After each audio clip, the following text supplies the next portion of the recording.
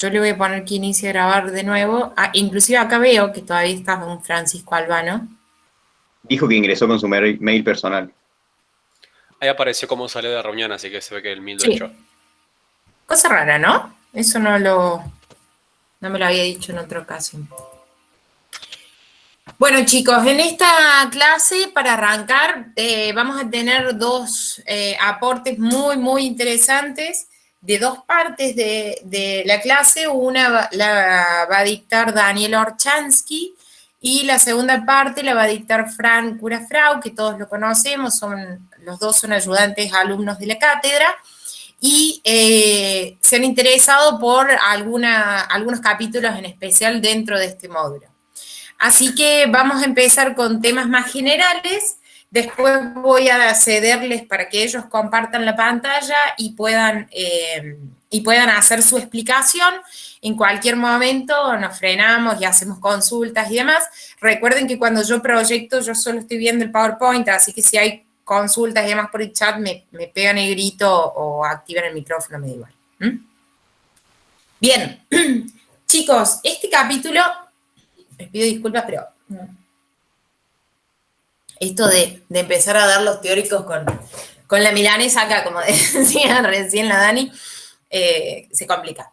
Bien, este capítulo, el módulo de diagnóstico por imágenes, viene como corolario de la clase anterior, que fue la de radiaciones, integrando algunas otras cosas que ustedes ya han podido identificar en el corto transcurso de la carrera que ustedes llevan, en los poquitos años que llevan cursando, pero ya tienen, digamos, están terminando de cursar anatomía y eso les va a permitir también poder empezar a redondear un poco más el tema de las aplicaciones.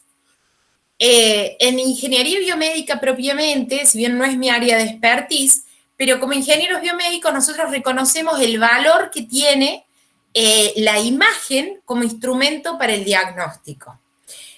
Fundamentalmente por una cuestión más que nada funcional del ser humano, donde nuestro principal órgano o el órgano que comanda la gran mayoría de nuestras acciones cotidianamente, siempre que esté disponible y en buen funcionamiento, es lo visual. Fíjense que incluso, y esto realmente es un demérito que tiene, pero por ejemplo, hasta esta misma presentación que yo les estoy poniendo en la pantalla, estoy asumiendo que todos ustedes están pudiendo leer lo que dice el PowerPoint, lo cual es de hecho un defecto. Uno por ahí toma un patrón de normalidad que es incorrecto y debiera ser cada vez tendiendo todo a ser más inclusivo, pero es innegable que hay una predisposición por la identificación visual para aproximarse al mundo. Podría uno aprender física biomédica cerrando los ojos, o podría uno a lo mejor diagnosticar una arritmia sin ver un ECG, mediante la auscultación y otras cuestiones, pero lo cierto es de que la preponderancia de lo visual hoy por hoy sigue siendo y seguramente sigue siendo un capítulo gordo, digamos, dentro de la ingeniería biomédica. Entonces, a partir de esto, se han desarrollado desde la ingeniería distintas aproximaciones desde la instrumentación para generar imágenes diagnósticas que permitan, por un lado, generar la evidencia que soporten ese diagnóstico, entender la evolución de las enfermedades, entender las transformaciones en el tiempo, entender los otros procesos relacionados, entender en un mismo screening la vinculación de distintas cuestiones para poder entender lo funcional luego. Entonces, vamos a tratar de hacer una mínima introducción. Ustedes recuerden de que esta asignatura es un disparador a un montón de otras asignaturas que van a seguir cursando más adelante en el discurrir de los años. Y lo que vamos a buscar es una pequeña aplicación del capítulo de radiaciones y lo que pudimos ver hasta acá en física biomédica, aplicado al diagnóstico por imágenes, ¿sí? Desde ya sepan entender que los profes de la cátedra conocemos estos temas, no nos dedicamos profesionalmente a estos temas, entonces seguramente si surgen algunas dudas más específicas no estemos en condiciones de responderlas, pero entiendan de que esto es un corolario, perdón, una anticipación y una breve introducción de una materia propiamente entera, donde cada uno de estos temas le va a llevar capítulos y 4 o 5 clases, ¿sí? Vamos a ver el principio de funcionamiento de los rayos X y a partir de eso otras aplicaciones como es la tomografía. Vamos a hablar un poquito de seriografía, de RMN, de resonancias, centellogramas y algo de medicina nuclear. Y después, saliendo de las radiaciones ionizantes, vamos a hablar de ecografías. Y vamos a hacer alguna pequeña apreciación respecto de la lectura y la identificación de imágenes. Si bien la identificación de imágenes en realidad es una responsabilidad del médico, que es el que diagnostica, nosotros como biomédicos no vamos a diagnosticar, sí vamos a participar en calibración o diseño de instrumentación que va a atender hacia el diagnóstico, por ende, aunque nosotros no seamos los que los comunica al paciente, sí vamos a tener que poder tener esta interpretación. Después hay que ver qué tipo de equipos vamos a formar para poder, digamos, profesionalmente, qué tipo de equipos vamos a constituir, donde vamos a tener que dar nuestra opinión respecto de qué es la lectura que se está tomando. Y no solo desde el punto de vista clínico, sino que interpretar las imágenes para identificar, por ejemplo, artefactos o problemas que puedan tener que ver con la instrumentación o con el método de captación y no con lo que la anatomía en realidad está queriendo reflejar. Entonces, sobre todo, en este último enfoque es a donde el ingeniero biomédico debiera poder enfocarse. Fundamentalmente, como modalidades o como principio de funcionamiento, vamos a hablar de radiaciones ionizantes con el amplio uso en el espectro de la radiología y de la medicina nuclear. Y vamos a tener otros tipos de dispositivos, de instrumentaciones que no tienen como principio de funcionamiento las radiaciones ionizantes, sino de que son a partir de otras fuentes de emisión de energía, como por ejemplo una ecografía, una resonancia magnética y demás, y que también permiten generar imágenes diagnósticas 2D o 3D. Cuando nosotros hablamos de imágenes, vamos a tratar de clasificarlos y vamos a tratar de obtener imágenes, por un lado, morfológicas y por otro lado, funcionales. Nosotros vamos a ver que hay algunos estudios que son morfológicos. Por ejemplo, perdón. ¿Pasó algo? Me vuelvo. ¿No? Ok. Vamos a ver que a veces el tipo de imagen que nosotros necesitamos es una imagen morfológica. Por ejemplo, si yo me caí del techo de mi casa, tengo la pata partida en 4 trozos, hay un pedazo de fémur que se aflora de la piel y demás, y bueno, claramente, seguramente tengo un trauma óseo, y con una imagen morfológica, una radiografía, voy a tener mi diagnóstico, ¿correcto? Y bueno, nada, una quebradura expuesta de la pierna, bla, y listo, necesito identificar una estructura, por ende una imagen estática es más que suficiente. En otros casos, yo necesito saber funcionalmente qué ocurre en determinado proceso dentro de mi organismo, y ahí voy a apelar a una imagen del tipo funcional.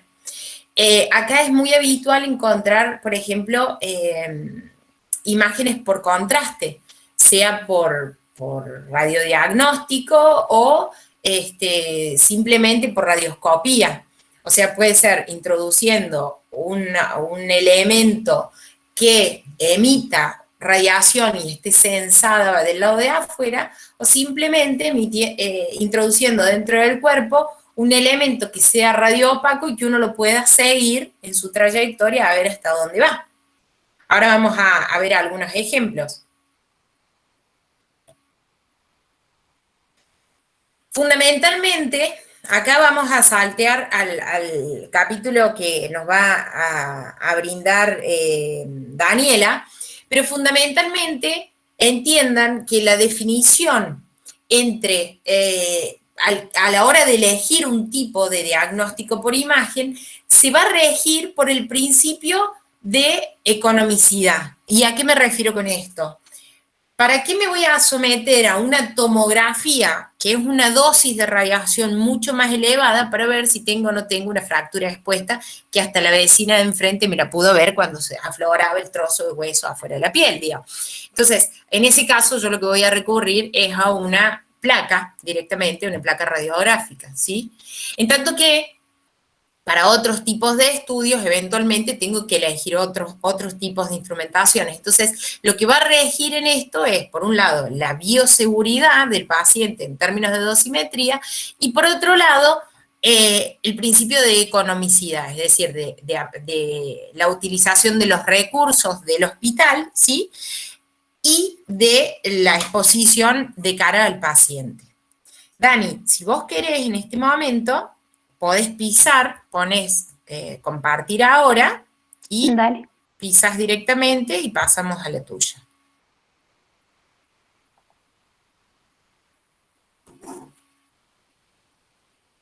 A ver. Si me dicen, ¿ahí se está viendo o no Ahí todavía? se está viendo. ¿Sí? Perfecto. Bueno, yo me llamo Daniela Orchansky, no soy tan simpática como el Gaby, no esperen eso, pero no hay ningún problema, me pueden interrumpir en cualquier momento, ya sea por el chat o prenden el micrófono y resolvemos las dudas que necesiten. Bueno, como ya dijo la profe, vamos a hablar de los rayos X, que por supuesto no somos médicos, pero nos va a ser de mucha utilidad para entender si, por ejemplo, los ingenieros biomédicos queremos fijarnos si alguno de nuestros productos que hemos colocado en un paciente están dando bien, por ejemplo. Entonces, los rayos X nos van a ayudar a poder visualizar la anatomía, como dijo recién Añe, en los distintos tipos de estructuras. Bueno, tenemos en un principio que vamos a definir los rayos X. Esta radiación electromagnética es de origen orbital por interacción Dani, con un... disculpa. Sí. ¿Podrías poner en modo de presentación? Así Ay, se ve mejor. perdón. Iba a decir lo mismo. Perdón, listo. ¿Se ve bien? Muchas gracias. No, Sí, perdón. perfecto. Genial. Gracias. Bueno, entonces, volvemos un minisegundo. Ahí está. Entonces, tenemos la radiación electromagnética de origen orbital. ¿Qué significa de origen orbital? Que está creada o desencadenada por fenómenos que son extranucleares, que están por fuera del núcleo atómico. Entonces va a ser por interacción con un campo electrostático. Cada uno de estos puntos los vamos a desarrollar luego, así que no colapsen con una simple definición. Tenemos que es de tipo radiación ionizante. Como ustedes ya saben, estas radiaciones son aquellas que permiten que cuando los átomos se relacionan con otros átomos, tengan la energía necesaria para poder extraerle un electrón de su estructura. Entonces, vamos a necesitar restricciones en su uso. Cualquiera que en algún momento haya tenido la ocasión de tener que sacarse una placa, sabe que hay ciertas ocasiones en las cuales se necesita, por ejemplo, un chaleco de plomo. Es un tipo de protección para que esta dosimetría que estaba hablando la profe recién sea la menor posible. No hay que exponer al cuerpo a una mayor dosis innecesaria. Entonces, como es de tipo ionizante, vamos a tener una longitud de onda que está entre los 0,01 y los 10 nanómetros. Entonces, si tenemos una longitud de onda menor, vamos a tener una frecuencia mayor y una energía mayor. Acá podemos ver en la imagen, ¿a ustedes también se les ve una parte de abajo que se les corta o se ve bien? Se ve bien. Bueno, Apenas la foto le falta un pedacito, pero pedacito. creo que no hace falta más. Ok, cualquier cosa, salvo la presentación, cosa de que se lea todo. No pasa nada. Bueno, y acá en la imagen tenemos los distintos tipos de materiales o de estructuras, las cuales puede pasar. En este caso vamos a hablar de los rayos X. Si seguimos esta línea, podemos, obviamente, penetrar en el tejido, porque eso va a ser lo que se va a reflejar en la placa. El aluminio y el plomo ya no lo traspasa más. Por eso es que las habitaciones en donde nosotros nos vamos a tomar estas radiografías van a tener casi siempre plomo o hormigón, de manera tal que no se expanda estas radiaciones para cualquier lugar. ¿Hasta acá alguna pregunta? ¿No? Bueno, en cualquier momento me frenan. Perdón, una pregunta. Sí, Abajo dice 30.000 petahertz. claro. Ah, bien, bien, gracias. No hay nada. Bueno, vamos a ver ahora cómo se generan estos rayos X. Acá tenemos a la izquierda, en este momento, no lo van a entender, va a parecer algo medio extraño, pero en realidad es para que veamos de manera general cómo se van a relacionar las próximas estructuras que vamos a explicar. Porque vamos a tener distintos elementos, se interrelacionan entre sí y como siempre nos aconsejan nuestros profes, vamos de lo general a lo individual. Esta generación entonces se va a dar por la radiación que denominamos radiación de frenado. Esto es porque es producida por la desaceleración de un electrón cuando es desviada por otra partícula que podría ser un núcleo. Entonces, nosotros vamos a tratar la radiación con la unidad de energía que se llama el electronvoltio, que representa, como podemos leer, la energía cinética que adquiere un electrón cuando es acelerado por una diferencia de potencial de 1 voltio. Es bastante teórico por ahora, pero si vemos en esta imagen, si quieren no me presten atención en el resto, pero ahora sí, porque esto es lo más importante. Acá es cómo se generan estos rayos X. Vamos a ver, vamos desde lo más general hasta lo más individual. Esto que vemos afuera, esta carcasa azul, es el tubo de vidrio que está sellado al vacío. Es decir, que no hay interferencia del aire que pueda modificar lo que va a suceder dentro de este tubo de vidrio. Este tubo de vidrio también se le denomina tubo de rayos X. Después tenemos, de este lado, tenemos el cátodo, que es uno de los dos electrodos. Es decir, tenemos este, que es el cátodo, y el otro electrodo es el ánodo. ¿Bien? Entonces, como dijimos recién, esto se va a producir por una radiación de frenado. Es decir, desde el cátodo, como vemos acá en la imagen, van a salir o ser disparados, mejor dicho, los electrones hacia el ánodo. En el ánodo van a penetrar en lo que se denomina blanco. Es decir, sería como el disparo que va hacia el blanco. Bien, estos electrones son disparados gracias a dos transformadores. Acá vemos el transformador de alto voltaje. Este transformador lo que hace es darle una corriente a nuestro cátodo que pueda generar que los electrones salgan disparados desde acá hacia allá. Mientras que tenemos otro transformador que es de bajo voltaje. Ese transformador lo que permite es que los electrones que están siendo cargados en este cátodo se acumulan en una nube de electrones. Esto es posible además por este filamento que estamos marcando acá, que es un filamento de un material que se llama tungsteno. Este material permite, rebobinando lo de recién, se forma la nube de electrones acá y luego, gracias al alto voltaje, se dispara hacia el blanco. Vemos que tiene cierta inclinación. ¿Por qué? Porque se están disparando y entonces pueden rebotar hacia distintas direcciones. Vemos que esta inclinación ayuda a que la dirección de los rayos que se generen sea la que nosotros estamos deseando para, obviamente, poder obtener nuestra imagen de rayos X. Entonces, hasta acá, ¿alguna duda? Sé que es mucha información. Dani, ¿el transformador de bajo voltaje no está sobre el cátodo? Porque ahí es donde se forma nube de electrones. Claro, Había entendido. no, sí, está perfecto. Volvemos un medio segundo. Todo está interrelacionado entre sí, como vemos acá.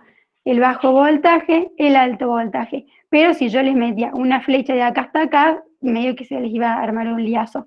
Por eso, si vemos lo más general, vemos que todas las estructuras están interconectadas entre sí. Acá tenemos el ánodo, acá tenemos el cátodo, acá tenemos el transformador de alto voltaje que generaba esta descarga o esta aceleración. El transformador de bajo voltaje que genera la nube de electrones. ¿Quedó claro más o menos? Sí, sí, sí. Bárbaro. Bueno, entonces, en la próxima tenemos como un repaso general de las estructuras. Entonces tenemos el tubo de vidrio al vacío, este azul que vemos acá, y que este puede tener dos tipos de focos. Puede tener un foco fino que nos va a producir imágenes de alta definición y un foco grueso que la resolución es un poco menor pero aborda un mayor campo. Acá podemos ver en las imágenes los distintos tipos de los focos. Luego, entonces, podemos tener los dos electrodos, como nombramos recién, el cátodo y el ánodo, y los dos transformadores, cada uno con su función. El de baja tensión, provoca esta nube de electrones, y el de alta tensión es como que lo dispara, por decirlo de una forma un poco más práctica. Lo que también se acostumbra es que, si ustedes ven, toda la radiación está haciendo, o sea, ocurre acá adentro. Entonces, ¿qué es lo que nosotros queremos? Que se aproveche lo máximo posible esta radiación para que se pueda generar en un menor tiempo y no tengamos que exponer a nuestro paciente a un montón de tiempo de radiación. Entonces también se acostumbra este tubo de vidrio a bañarlo en aceite para que funcione también de manera como un aislante. Bueno, nosotros vamos a obtener una imagen que, como decía también Anie, va a ser económica. Esto es muy importante porque es una de las más elegidas, por decirlo de una manera, obviamente que depende de lo que necesite el paciente, por supuesto. No le vamos a hacer una radiografía cuando no lo necesita. Pero hay que tener en cuenta que es económica, nos muestra una imagen de calidad, es rápida, pero tiene un inconveniente en la superposición. Ya vamos a ver en una imagen a continuación un poco más sobre este inconveniente para que realmente lo podamos ver de manera práctica, pero esta imagen es en 2D. Si alguna vez vieron una imagen de radiografía, no vemos un cuerpo en 3D, sino que vemos una imagen superpuesta de otra y por supuesto que nuestro cuerpo es en 3D. Entonces, esto significa que la forma en la que vamos a tomar nuestra radiografía tiene que ser de una manera específica, si no, se van a superponer las cosas y no vamos a poder ver la imagen claramente. Bueno, como muchos sabrán, esta imagen principalmente va a analizar la estructura ósea, los huesos. Como decía Áñez, si vamos a tener una quebradura expuesta, vamos a ir en un principio a hacernos una placa radiográfica. Pero, y este es un punto que por lo menos cuando yo estudié la materia era un poco confuso, también sirve para diagnóstico de patologías de partes blandas, como por ejemplo los pulmones. Y esto es porque la radiografía, su capacidad es la de, va a destacar las distintas densidades. Entonces, como vamos a ver también en la próxima filmina, en los pulmones tenemos aire, tenemos las vértebras, tenemos, bueno, por supuesto, el tejido blando de los pulmones en sí mismos. Entonces, esta diferencia de densidad va a hacer que también podamos diagnosticar algunas partes blandas de nuestro cuerpo. Por lo tanto, las mejores imágenes se van a conseguir en presencia de hueso y aire, porque son las dos estructuras que poseen más diferencias de densidad. A continuación, voy a iniciar un poco de su colaboración, si quieren, si no, no importa. La densidad, como vimos recién, es el factor clave para analizar las imágenes de radiografía. Entonces, vemos que tenemos dos opciones, que un material o una estructura puede ser radiolúcida o radioopaca. Si es radiolúcida, va a permitir el traspaso de los rayos X y la radiación lo va a atravesar y va a impactar sobre la película. La película me refiero a la placa. Entonces, ¿de qué color creen que se va a ver una estructura que es radiolúcida? Tenemos la opción de negro o la opción de blanco. Negra. ¿Alguien está negro? ¿Todos dicen negro? ¿Están de acuerdo? Bueno, Sobre el supongamos, acetato, supongo que se ve negro. Y se aclara lo que más denso es. ¿No es así? es perfectamente así. Bueno, por ahí uno tiene que prestar atención porque a veces dice radiolúcido y a veces, pensándolo rápido, por ahí nos llama más lo lúcido a lo claro y tiende a a equivocarse y decir radiolúcido es blanco. Bueno, Hay que acordarse de qué color. Lo que pasa es que los chicos ya ni han visto placa radiográfica, pero la Claro. placa radiográfica antes de ser velada es translúcida. Es celestita, es translúcida. Se quema. Ah, man, cierto, cierto, cierto. Es albergue, ¿ves? claro. Entonces, bueno, esto fue lo que por lo menos a mí me costó un poco cuando vi la materia, así que decidí que presten más atención a esta parte. Mientras que, por supuesto, lo contrario, que es radio opaco, se ve de color blanco. Entonces acá tenemos unas estructuras, que es el metal, el hueso, el tejido blanco, la grasa y el aire, y vamos a tener que tanto la radioopacidad como la radiolucidez, vamos a ver que van a aumentar en cierto sentido o van a decrecer en cierto sentido. Como dijeron recién, ¿cuál les parece que podría aumentar? Es el metal. O sea, el metal es más radiolúcido o más radioopaco. Más radiopaco. Bárbaro. Más radio opaco porque absorbe más. Entonces, acá tenemos completo, vamos a tener la radioopacidad aumentando hacia el metal, el hueso, vemos que aumenta la densidad, entonces aumenta la radioopacidad, mientras que la radiolucidez ocurre lo contrario. Con todo esto descrito, ahora quiero que me respondan súper fácil en este sector que está marcado acá, si esta estructura o esta porción del cuerpo es radiolúcida o radioopaca, y lo mismo con la 2. Súper fácil. La primera Los dos radiolúcida, es radiopaco. la segunda radiopaca. Genial. Muchísimas gracias a los chicos que me están respondiendo. Entonces acá resumimos lo que acabamos de ver. Vamos a ver radiolúcido más oscuro, radioopaco un poco más claro. Porque acá que tenemos Hueso. La columna vertebral. Hueso. claro, bárbaro. Y acá tenemos Aire. Los pulmones. bárbaro. Que no. Se puede ver clarito el Bárbaro. corazón por la densidad de hierro en la sangre, ¿no?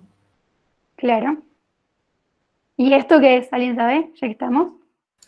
No es el La cúpula diafragma, ¿eh? diafragmática. Ya a partir de ahí serían el hígado, el estómago. Claro, es el estómago, ahí vemos el aire. Ahora, seguimos analizando un poco, hablando de las dimensiones, hablando de la densidad. ¿Cómo creen? Acá tenemos dos opciones, dos formas de tomar una radiografía. ¿Cómo creen que es mejor o es conveniente tomar esta radiografía? ¿De forma anterior o posterior? Es decir, acá, esto que sale para acá serían los rayos X, y acá sería posterior anterior, de acá salen los rayos X. ¿Cuál creen que es mejor? Depende de lo que querramos ver. O sea, Claro, si, eso. si queremos ver algo que está en la parte posterior, nos convendría que el rayo salga de adelante. Perdón, si queremos ver algo que está en la parte anterior, como por ejemplo una fractura de costilla, nos convendría que el rayo esté adelante, creo. Más cercano a la plancha lo que queremos analizar, ¿o no? Bien, sí, depende de lo que queramos analizar, pero en la próxima diapositiva van a ver la diferencia de cómo queda una y en la otra. Si nosotros vemos en la posterior anterior, vuelvo un segundo, que sería esta, es decir, tenemos el rayo atrás, tenemos el rayo atrás, vamos a ver. Acá, si ven, está marcado una escápula, otra escápula. Y acá está también marcado una escápula y otra escápula. ¿Ven la gran diferencia de definición entre una cosa y otra? Y no solamente de definición, sino que las dimensiones, si vemos acá como, creo que, no me acuerdo cómo era el nombre, perdón, uno de los chicos había nombrado que acá estaba el corazón, se veía bien. Yo. Bárbaro, gracias. Acá vemos que la dimensión es completamente distinta. Entonces, hay que tener en cuenta que también una de las formas para evitar esto es levantando los brazos. No sé si me están viendo, pero si haces así y se necesita ver el pulmón, por ejemplo, se levantan los brazos, cosa de que se abran las escápulas y se pueda ver de una manera más clara y que no intervengan. Pero acá vemos claramente, entonces, que la mejor forma, si queremos analizar, por ejemplo, el corazón, los pulmones, va a ser posterior anterior. De esta manera no va a haber este problema de superposición que habíamos nombrado anteriormente, y tampoco va a haber un cambio en las dimensiones de las estructuras. Hasta acá, ¿cómo vamos? Súper interesante eso, es verdad. Cuando se han ido a sacar Excelente. placa de tórax, los que han ido, ¿no viste que te hacen poner, no sé si a mí me están viendo, pero te hacen poner así contra el frente? ¿Vieron? Llevando los hombros hacia adelante también es el mismo gesto de los brazos hacia arriba también. Está muy buena esta parte agregada, Dani. Muy buena. Gracias. Ojalá les guste a todos. Bueno, hasta acá entonces hago una pausa para hacer un repaso porque le dije como muchas cosas muy rápido, pero vamos por ahora. Tenemos nuestro tubo de rayos X que va, donde se va a desencadenar toda la generación de los rayos X. Tenemos nuestro paciente, tenemos esta imagen que se va a proyectar del otro lado en la placa y ahora vamos a ver una clasificación según la imagen obtenida, porque no es solamente la generación, listo, pum, disparo, genial, no. Hay distintas formas de tomar una imagen y estas podemos dividirlas en las convencionales con placas radiográficas o en las radiografías con digitalización de imágenes. En la primera, que es la convencional, vamos a tener una captación directa. ¿Esto qué significa? Que vamos a tener una lámina, como se pueden ver acá en esta reveladora, vamos a poner la lámina que tiene una base de acetilcelulosa. ¿Esto qué es? Es un plástico que nos va a permitir poder que penetren estos rayos para poder generar esta imagen. Bueno, y entonces la superficie de la lámina está cubierta por una emulsión de sales de plata en un medio gelatinoso. Todos estos elementos que les estoy nombrando no hace falta que se sepan de memoria, simplemente son elementos necesarios para que la procesadora radiográfica pueda, mediante procesos químicos, pueda analizar esta placa y desarrollar la imagen que nosotros vemos. Entonces acá tenemos la reveladora y entonces podemos asimilarlo con el revelado fotográfico, pero son distintas las materias primas utilizadas. Y un punto a tener en cuenta que es que requiere un cuarto oscuro para el revelado. Vamos a ver que en la próxima clasificación no se va a requerir esto. Después tenemos la digitalización en las radiografías. Puede ser captación indirecta o captación directa, que la vamos a ver en la próxima. Bueno, a continuación vemos los pasos para poder tener esta radiografía con digitalización, perdón. Vamos a tener primero una adaptación de un chasis. Este chasis es, como decirte, una filmina, una fibra, la vamos a ver después en una imagen, perdón, que no la puse acá, que es reutilizable y tiene una película de fósforo. Entonces, como un paso 2, vemos que los electrones que quedaron excitados luego de haber sido irradiados, o sea, se irradia el chasis, hay algunos electrones que quedaron ahí excitados, entonces son retenidos en este paso 2 durante 8 a 16 horas y se va a formar la imagen latente. En el paso 3 vamos a tener los disparos en sí mismos de los rayos X y luego, mediante un digitalizador, se va a trasladar esta pantalla hacia él y no requiere un cuarto oscuro como lo veíamos anteriormente para formar esta imagen. Luego tenemos captación directa, que ya tenemos otro tipo de artefacto en el cual está incorporado este detector al equipo.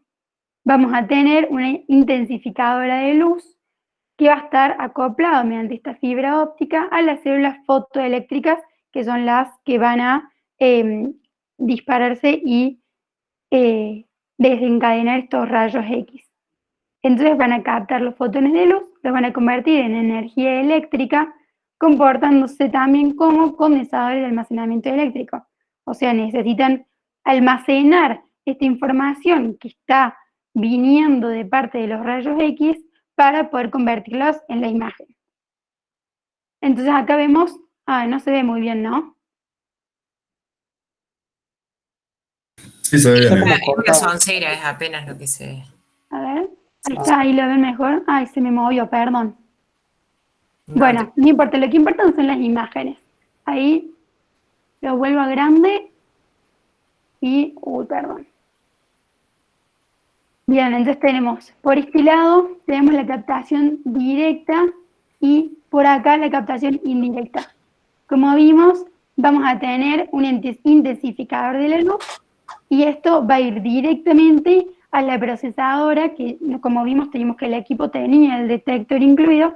En cambio acá vamos a poder ver que hay como, acá vemos el chasis que va en la impresora y tenemos como si fuera todos los equipos separados. Como que esa es la gran diferencia. En uno tenemos todo incluido, todo en uno, y acá tenemos los equipos por separado. Luego, seguimos hablando de la imagen. Otros equipos o dispositivos que utilizamos para poder ver de una mejor calidad la imagen son los filtros y el colimador. Los filtros... ¿Alguien quiere decir algo? Perdón. ¿No? Ok, abran el micrófono sin ningún problema, me avisan y yo freno. Los filtros van a servir para absorber los fotones de longitud de onda más larga que no van a poder pasar a través de los tejidos, entonces no van a tener un propósito útil, solamente van a añadir una radiación innecesaria al paciente. Como venimos diciendo siempre, no queremos que nuestro paciente sea irradiado de más, por lo tanto, estos filtros van a ayudar a no desperdiciar, por decirlo de alguna forma, a estos fotones de longitud de onda más larga, porque no nos van a ayudar a generar la radiografía.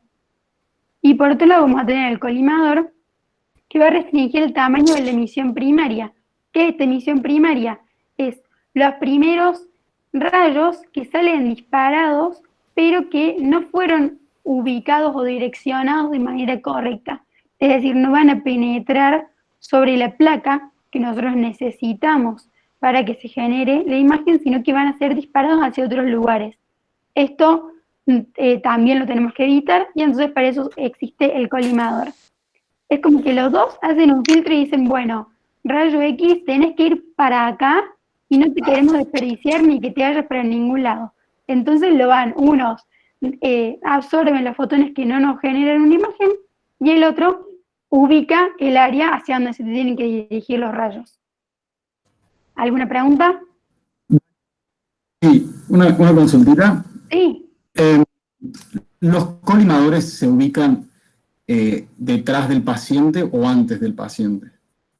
Los dos, tanto los filtros como el colimador, se encuentran junto con el tubo de rayos X. Es decir, acá tenemos el tubo de rayos, vamos a ver que apenas sale el rayo, tenemos los filtros y el colimador. ¿Por qué? Porque nosotros tenemos que regular el filtro antes de que llegue nuestro paciente. Si no, estamos filtrando los rayos para que salgan al aire, digamos. Y en realidad lo que nosotros no queremos es que nuestro paciente sea irradiado de más. Claro, está bien. Perfecto. O sea, sería... Sí, están todos en el cabezal, digamos, del equipo. Claro. Capa de emisión. Claro. Y eso de antes, o sea, si está de forma anterior o posterior, es como vimos antes, según lo que vos quieras analizar de tu anatomía. Ahora tenemos los distintos dispositivos, vamos a ver parámetros que nos indican la manera en la cual estos rayos son manejados de manera adecuada para lo que nosotros estamos necesitando. Tenemos el marcador de kilovoltaje pico, regula la corriente de alto voltaje. Como vimos antes, teníamos los dos transformadores, uno de alto, uno de bajo, les voy recordando porque es mucha información, y el alto era el que generaba esta aceleración de los electrones dentro del tubo. Luego tenemos el marcador de miliamperaje que va a determinar la cantidad de rayos X que se producen durante las exposiciones al controlar la temperatura del filamento tuxteno. Les recuerdo, el filamento tuxteno, le vuelvo un segundo así no hablo al aire y me entienden bien, estaba acá, en el cátodo. Ese era el que se le generaban las nubes de electrones y después eran disparados. Entonces, si nosotros controlamos esa temperatura, vamos a evitar una sobreexposición. Luego tenemos el determinador de tiempo, regula el tiempo en el cual el alto voltaje va a pasar a través del tubo de rayos X. Lo mismo, estamos controlando la dosimetría, estamos controlando que los rayos sean los justos y necesarios para lo que nosotros necesitamos. Luego tenemos los equipos. Estas partes que voy a describir son las generales. No significa que todos los equipos después pueden tener un brazo más, pueden tener otro tipo de soporte, pueden además de tener un regulador de voltaje, pueden tener otro controlador, pero esto es lo básico. Bien, entonces, como decía recién Áñez, tenemos el cabezal, que es todas las estructuras que acabamos de nombrar. ¿Para qué? Para preparar a nuestro rayo. Después tenemos el brazo articulado, que ayuda a la movilidad de este cabezal, el soporte, que en caso de equipos fijos, como vamos a ver a continuación, hay equipos que no son fijos. Luego tenemos el comando de selectores y los reguladores de voltaje con los parámetros que acabamos de ver recién.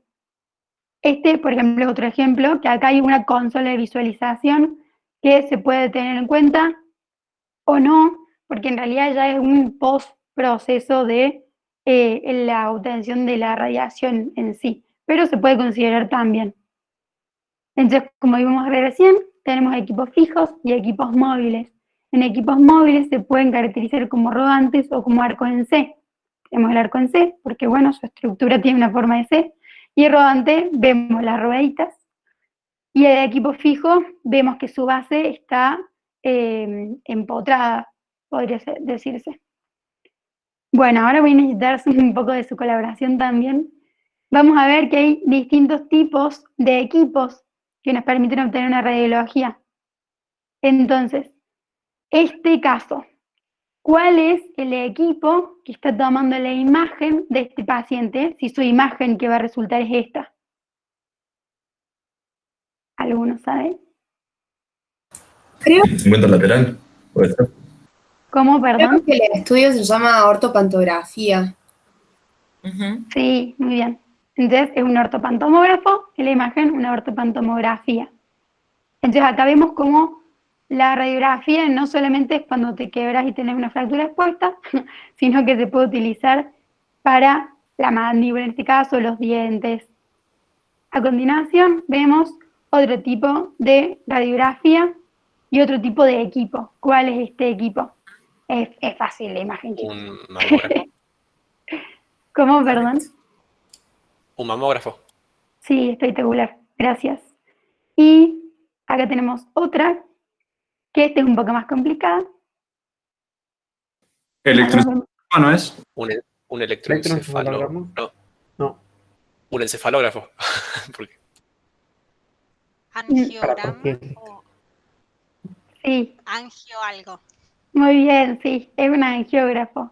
Como vimos, vieron que hace un rato habíamos explicado lo de la densidad, que tenemos radiolucidez y radioopacidad. En este caso, el médico es como que se aprovecha de las diferencias entre las densidades, entonces se inyecta una sustancia radioopaca de manera tal que nosotros le podamos ver su recorrido en la imagen que se toma.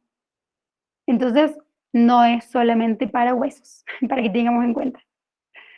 Y la última, que la vamos a hablar a continuación también. ¿Alguien? Claramente son los intestinos, pero no sé cómo se llama. ¿Una tomografía abdominal? No, no es tomografía. Es una No, colostomía, ¿no? radiografía. Bueno, se las digo. En este tenemos un fluoroscopio o seriógrafo. ¿Qué es lo que tenemos acá? Una seriografía que, bueno, como dijo Añez al principio, la vamos a desarrollar luego. Y nosotros se utiliza principalmente para poder observar qué está ocurriendo en los intestinos. Fíjense, la posición de la cama esa es a propósito. Los estudios por seriografía normalmente se utilizan para diagnóstico del aparato gastrointestinal, de la parte gastrointestinal, y te permite, por ejemplo, colocar al paciente en posiciones distintas. Por ejemplo, ahí es en el sentido retrógrado, digamos, del tránsito del bolo alimenticio.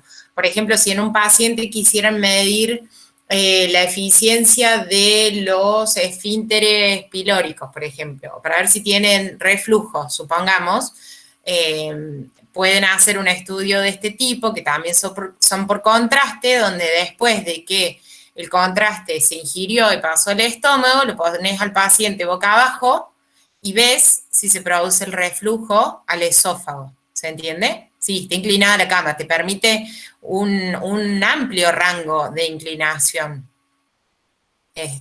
Da un poco de vértigo. Claro. Bueno, Una cosa. sí, Sí, en el anterior, en el angiógrafo, sí. si podés volver ahí el rayo opaco está justamente de negro. Quería preguntar si eso se debe a la lámina, al material de la placa, o por qué el rayo opaco acá es el negro. Lo que pasa es que en realidad, primero que esta imagen no tiene la misma calidad que la que vos vas a ver en persona. Ahí, alguien está hablando, perdón. Bueno, entonces, vamos a tener que en realidad esta imagen no es exactamente los mismos colores o las intensidades que vas a ver en la vida real, pero sí no es lo mismo. En realidad se dice que el material es radio opaco, pero en realidad es por contraste. Si vos querés analizar un tipo de tejido blando, que vas a ver que se ve un poco más oscuro, entonces la sustancia que vas a colocar es la necesaria para que se vea el contraste. Ahí fue mi error para decir que siempre es radio opaco, sino que es lo que se necesita para resaltar. Si tenemos un tejido que se ve en una radiografía un poco más claro, vamos a colocar una sustancia un poco más oscura. Eso es lo que busca un estudio de angiografía, es ver el estado de los vasos, ¿sí? Por ejemplo, a lo mejor estaban buscando derrames o el estado de algunas arterias o dilataciones o aneurismas o ese tipo de cosas. Entonces, ¿qué es lo que le hacen? Le inyectan al paciente una sustancia que sea radioopaca y siguen en el recorrido, ¿sí? Por donde pasó. Posiblemente entre la imagen de la izquierda y la derecha es que en una creo que está subiendo, a lo mejor, y en la imagen de la izquierda ya está distribuyéndose por los capilares más pequeños, y un minuto después eso ya hizo su recorrido y ya no se ve más. ¿Me explicó? Porque casualmente Sí, pero, son profe, imágenes dinámicas. Uno lo que va haciendo es tomando sucesivos disparos para ir viendo cómo va transcurriendo ese líquido en el tiempo. ¿Se entiende? sí, pero yo, como duda, el cráneo, siendo un hueso tan denso, en conjunto los huesos tan densos, ¿no absorberían directamente, no serían como una barrera hacia los rayos? O sea, ¿cómo es que el rayo penetra el cráneo y después pasa por algo que de vuelta lo absorbe, como vendrían a ser en este caso las venas o arterias que tienen el líquido radiopaco, y después pasa de vuelta por el cráneo por el otro lado y lo debería absorber de vuelta? Entonces como que tiene varias barreras. Tenés razón, en realidad, y todo esto lo van a ver en mucho más detalle, nosotros les pedimos casi un acto de fe, que lo que se empieza a hacer con esto es empezar a jugar con las escalas de grises y con las intensidades, ¿está? Entonces vos le podés ajustar al instrumento que tenga más sensibilidad sobre determinado espectro de grises, de manera tal que te los destaque. Incluso por procesamiento de señales vos podrías limpiar el resto de la imagen de grises y quedarte solamente como si fuera un arbolito de los vasos, ¿entendés? Y prescindís del resto de la imagen. ¿Por qué? Porque vos estás acotando la ventana de grises a esa determinada densidad que es la que vos querés traquear o seguir. ¿Se entiende más o menos? Sí, sí, sí. Bien. Es muy conceptual.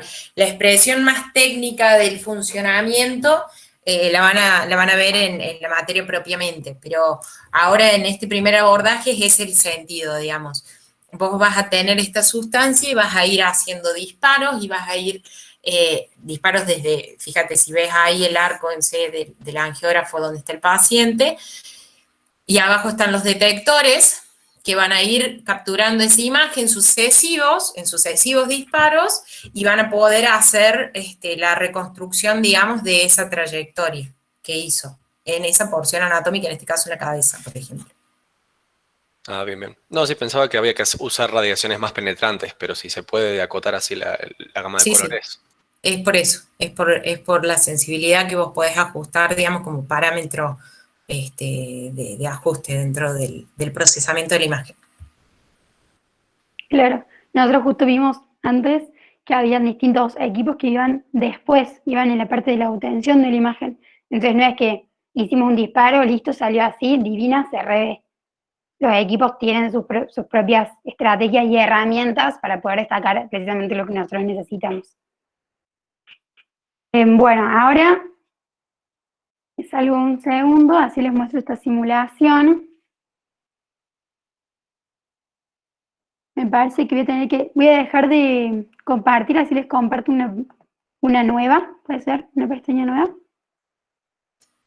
De Sí, mientras, seguramente si quieren, estabas compartiendo una sola ventana, entonces tenés que volver a elegir otra ventana. claro. Si quieren, de mientras, si alguien tiene alguna otra duda, continuaciones a mí, a los profes, como ustedes prefieran. A ver, en la sala de consulta, ¿qué dice? No afectará la densidad de la sangre, el seriógrafo se introduce, sí, bueno, eso era lo que estábamos hablando, en todas las bioimágenes hasta el seriógrafo. Sí, el principio es de rayos X, en distintas dosis. Por ejemplo, los estudios gástricos, que son estudios más largos, las dosis aplicadas en general son, a ver, cada uno de los disparos se hace a baja dosis, porque casualmente, como hay que hacerlo muy sostenido en el tiempo, la dosis total puede ser elevada. Entonces, en general, son imágenes de poca definición, ¿sí? Porque uno lo que busca es más o menos conocer una trayectoria, ese tipo de cosas, pero son estudios prolongados en el tiempo, entonces la dosis total puede ser más elevada. Bien, ahora no nos vamos a suscribir, simplemente vamos a ver la parte gratis. Por supuesto. Y Lusos pensó que íbamos a pagar. Bueno, ahí sí se ve, está bastante señalizado, ahí tenemos la placa, la película.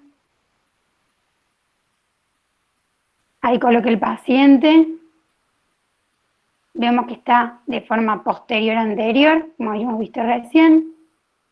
Ahí no le hace levantar los brazos por alguna razón, capaz quiere analizar las escápulas, ¿o no?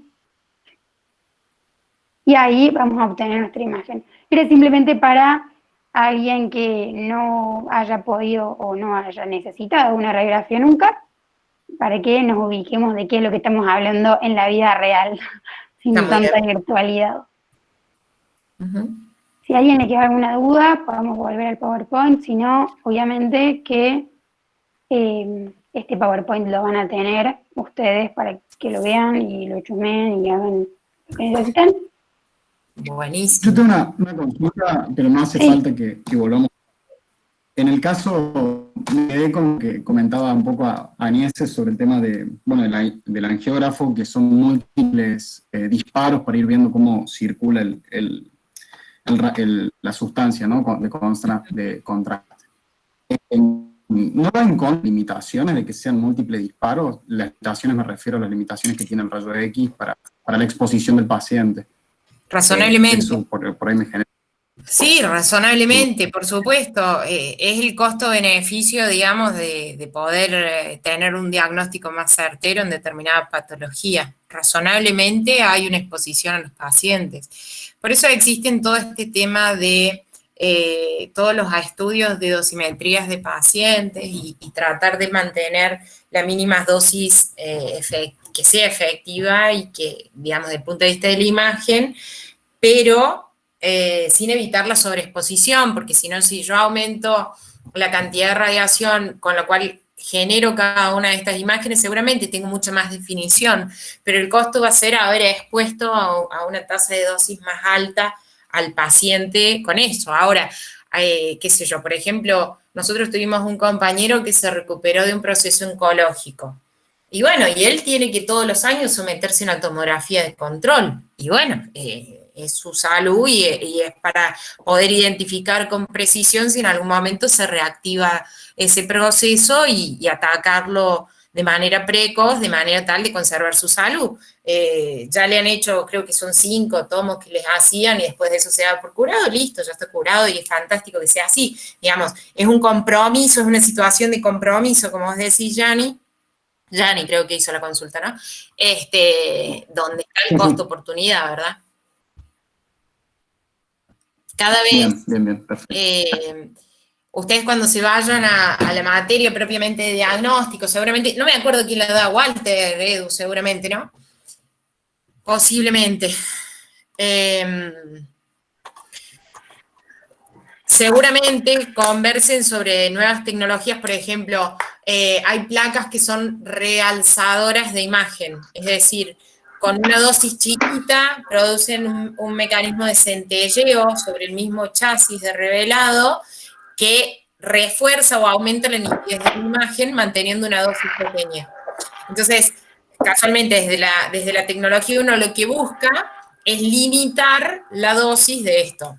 Yo voy a hacer un comentario. Esto, a ver, ustedes lo van a poder experimentar. Me voy a bandear con el tiempo. Voy a ser muy breve, pero voy a hacerles un comentario. Yo tengo un cliente en la consultora que repara seriógrafos. La cuestión es que viene el médico y le dice, no, dice, mirá, ingeniero, dice, me está fallando, dice, porque me salen feas las imágenes, qué sé yo, era el dueño de un centro privado de seriografía. Y me están saliendo medio feas las imágenes, qué sé yo. Y bueno, doctor, le dice el ingeniero, es que tenés que cambiar el tubo. Ese tubo hay que cambiarlo, porque ya cumplió su ciclo, porque no te está dando la potencia que vos necesitas, y qué sé yo. Y entonces el equipo tenía que hacer una reparación cara. Entonces, ¿cuál era la respuesta del médico que no quería hacer la inversión para poner de nuevo el equipo en la calibración original? Entonces le decía, no, subile un poquito más el voltaje para que le dé un poquito más de dosis y entonces imprime mejor en las placas. Y entonces el argumento que usó el ingeniero para decirle, escúchame, yo hace 3 años te dije que este tubo no va más, que tenés que ver de dónde miércoles sacan la plata, pero que tenés que hacer la inversión y reactualizar el equipo, es que el médico, mientras le hablaba, estaba con esto. Y entonces le decía, pero no, si escuchame, dale un poquito más de voltaje, qué sé yo. Y el ingeniero le decía, ¿no te das cuenta que estás con una radiodermitis en la mano de la cantidad de exposición que vos estás teniendo y me seguís jorobando que te toque el equipo para cosas? Bueno, esas son circunstancias en las cuales ustedes en la ingeniería, si están en el área de instrumentación, se pueden encontrar con esto. ¿Está? Entonces ahí es donde es importante que esté el criterio de protección del paciente. Es imprescindible tener una imagen de calidad, diagnóstica, pero hay que resguardar el paciente. Porque está bien, el tipo que va y le hace la cosa no lo ve nunca más al paciente, ¿entendés? Pero si uno ve el todo, por eso es importante que sea el bioingeniero. Vamos Sí, y a... además, perdón, añadiré una mini cosa, pero además hay muchas veces que por olvido o porque no está disponible o lo que sea, muchas veces no se ponen esos chalecos de plomo necesarios cuando te van a hacer una... Yo los no sé, jorobo, pero chicos, yo los jodo a todos. Por ejemplo, mi pobre gato Pancracio lo pisó un auto. Le partieron una de las caderas de un lado de 3 lados y del otro lado tenía un dislocado y partido en 2. Bueno, fantástico. Vamos al cirujano a hacerle placa. Me dice, bueno, ¿vos lo tenés? Sí, dame chaleco. Ah, bueno, ¿querés? Sí, quiero un chaleco, loco, o sea, me vas a exponer, déjame, ¿entendés? Aunque sea la dosis del rayo veterinario, no me importa, o sea, protéjanse, pidan el cubre parótidas. Se van a hacer todas esas ortopántomos y nunca les ofrecen el cubre parótida, pídanselo. O sea, eso es así, es un derecho, no la cancheren con eso porque al otro, porque le da fiaca ir a buscar el otro chaleco, lo que miércoles sea, es un derecho. Me voy a volver acá. Así avanzamos un poquitín sobre esto. Esta es la tradicional. Esto era lo de captación, ¿sí? Que algo ya explicó, ¿sí? Estas eran las tradicionales con negatoscopio, que ya prácticamente no las van a ver. Hoy todas están digitalizadas, ¿sí? Existen digitalizadores de placas de manera electrónica, ¿sí? No, sin revelado, sino que digitalizan la imagen, y hay otras que son directas, ¿sí? Que directamente desde el equipo, desde el sensor, se procesan en un servidor, ¿está? Distintos modelos y todo esto que hablamos. Bueno, la cuestión de las dosis, creo que desde acá podría retomar un poquito, ¿sí? Para que tomemos alguna pequeña referencia de esto. Hablábamos de estas placas de refuerzo, recién cuando les comentaba de algunos mecanismos de la ingeniería para poder reducir la dosis y proteger más al paciente, permite disminuir notablemente la dosis necesaria para obtener una determinada imagen. Actualmente los tiempos de exposición son pocos milisegundos con dosis de radiación 50 veces menores que las utilizadas en aquellos primeros tiempos. Estamos hablando de 0,02 milisievert para una placa de tórax, ¿sí? Inicialmente necesitaban 10 minutos de exposición para este tipo de cosas.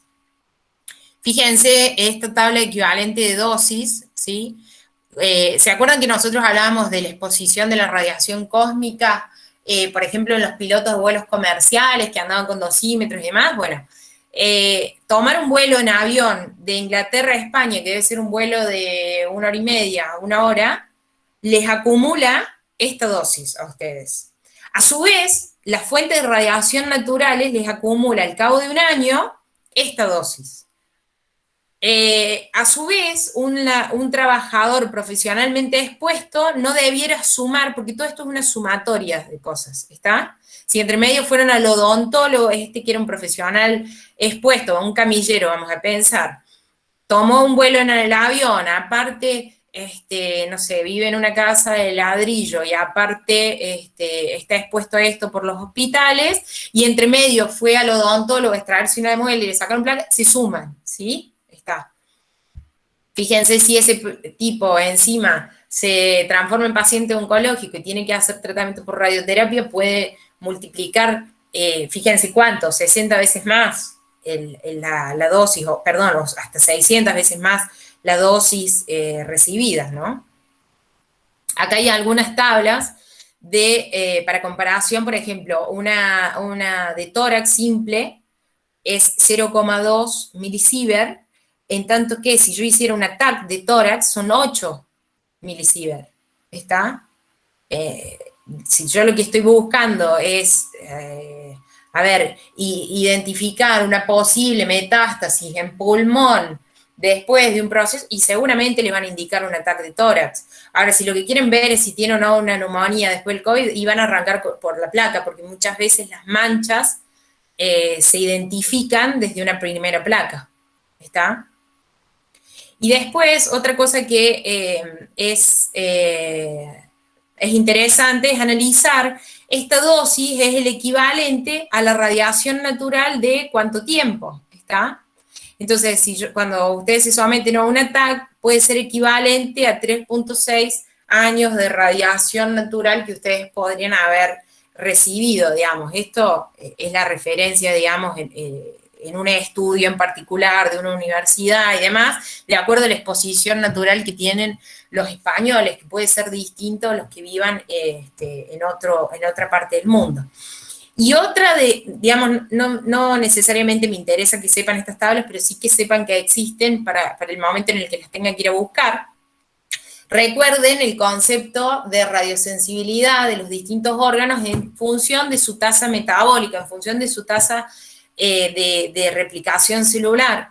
Entonces ahí van a tener que las gónadas o los órganos sexuales tienen un factor de multiplicación mucho más alto que la superficie ósea, por ejemplo, ¿sí? ¿Por qué? Porque estos están en replicación, o fíjense la médula que produce la sangre, o el colon, o el pulmón, tienen factores de ponderación mucho más altos, es decir, la dosis efectiva por estos factores de multiplicación nos van a dar el factor de la equivalente que nos va a dar una idea también del riesgo biológico asociado a ese órgano. ¿Está? Bueno, vamos a hacer una muy breve descripción de TAC, muy breve, Si a ustedes les interesa el tema, está el resto del PowerPoint disponible y vamos a ir directamente a completar. Vamos a hacer 2 o 3 técnicas diagnósticas ahora y vamos a ir a completar el capítulo con lo que Fran tiene preparado para nosotros. Y como les digo, ¿cuál es la intención de esta asignatura? Bueno, es empezar a meter a algunos conceptos de cosas que ustedes ya han tomado contacto en la realidad como pacientes seguramente, o acompañando a un paciente en la familia, y que además les permita ir cultivando ese interés por la ingeniería y después especializarse propiamente en asignaturas más adelante y profesionalmente cuando ya estemos hablando de que estén egresados.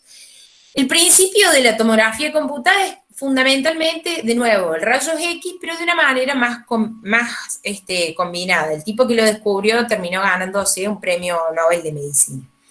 Cuando arrancó, fundamentalmente lo que se hacían eran tomar rebanadas, ¿sí?, del cuerpo. La camilla va atravesando el gantry, que es lo que se transformaría en cabezal ahora, solo que uno atraviesa el cabezal. Fíjense, esto es el gantry. Y la camilla va con un paso que uno puede ir definiendo, atravesando a través del túnel. En realidad a diferencia de la resonancia magnética, no tiene el ancho de todo el cuerpo humano, ¿sí? Dependiendo del modelo, qué sé yo, tiene un determinado ancho y el cuerpo lo va atravesando. Cuando veamos resonancia, vamos a ver que eventualmente existe la posibilidad de que todo el cuerpo humano se introduzca dentro del equipo. En este no va, sinceramente, atravesando el espacio previsto. Las tomografías más modernas se basan por lo que se llama el sistema helicoidal, es decir, no es que hace una vuelta, avanza, hace una vuelta, avanza, hace una vuelta, avanza. Esa era la convencional. En este otro es un continuo de avance rotacional y avance traslacional, lo cual define un helicoide en el tiempo. Eso permite un continuo mejor dado entre todas las superficies, digamos, es un aporte en resolución en todo caso. En este caso, lo que sucede es que hay un tubo emisor de rayos X y un detector que pueden o no estar girando y que se encuentran diametralmente opuestos. Nosotros, no voy a tener nada circular acá. Esto. Van a tener desde este punto la emisión, acá en el medio está el paciente, desde este punto la emisión y diametralmente opuesto el sensor.